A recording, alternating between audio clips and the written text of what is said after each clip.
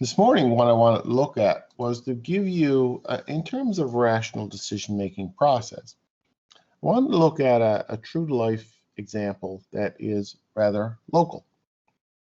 Now, this is not so much an organizational problem as it is a real-life life and death problem, but the fact of the matter is the decision-making process is the same, and how we do it is the same. So first, a little bit of background, okay? Flight 491, or sometimes called Flight 91, was a scheduled helicopter run using this helicopter right here in the picture, the S-92. And you'll see them flying over St. John's all the time. Sometimes they come out around here.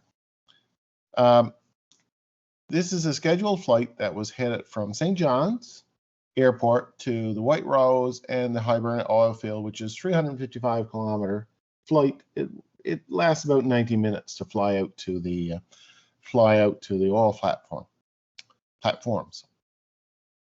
The S-92 is a 19-passenger helicopter powered by twin engines. If you like watching movies, particularly U.S. movies, you see those helicopters that the U.S. military have, those Black Hawk helicopters. This is the same basic helicopter. This is a Black Hawk set up for carrying passengers, okay? Unfortunately, that helicopter crashed in 580 feet of water, 55 kilometers east of St. John's on March 12, 2009, just 12 years ago.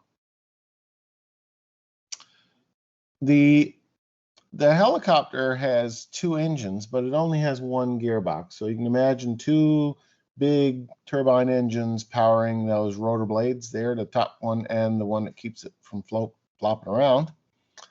And that goes into a single gearbox, like a transmission in your car, that effectively takes the power from the engine and drives the rotors.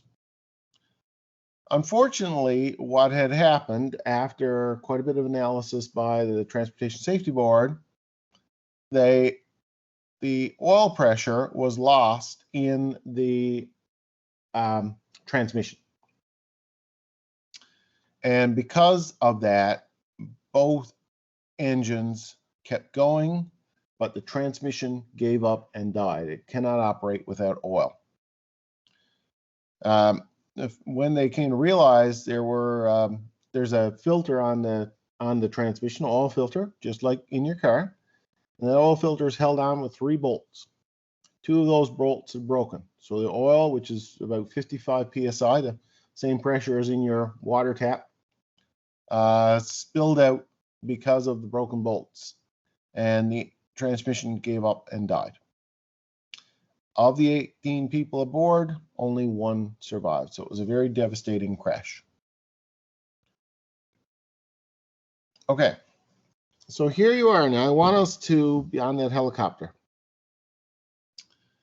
And I want you to be pilot. My cousin is a pilot on one. And, you know, he left the job. He worked with Cougar during this, and he left after that.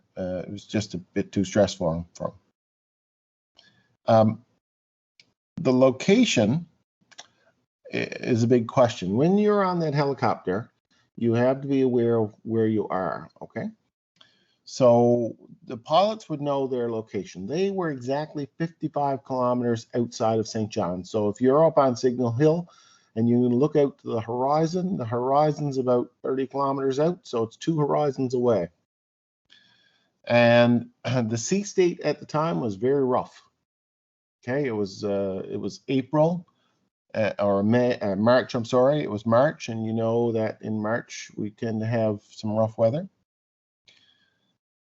There is an opportunity in that machine to ditch it. It has airbags on it to keep it afloat, and theoretically it can land on the water, but considering the sea state, probably not a good idea.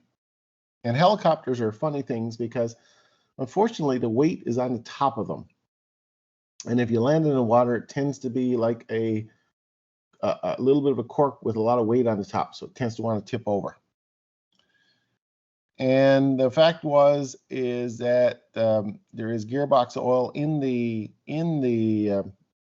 chopper, and that people are very aware of it. There's all kinds of instrumentation to make sure that the airbox oil is right, that it's the right temperature, and it's at the right pressure. So you would have good information with regards to the gearbox oil. The other thing that the pilots were aware of but threw them off. The S-92 helicopter, they thought, and a lot of people thought, had the same feature that the Black Hawk helicopter has that I referenced that the U.S. military have. It's basically the same design, but the U.S. military have what's called a 30-minute run-dry capability, meaning that if you get shot at, and this is what happens in the military, you know, they have the concern about bullets flying or more.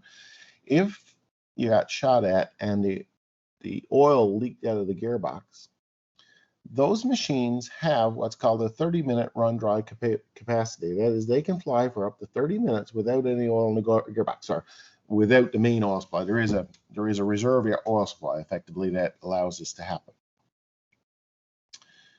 And the pilots thought that this machine had the same capacity. And we ask ourselves, you know, how's that going to affect their decision making, okay?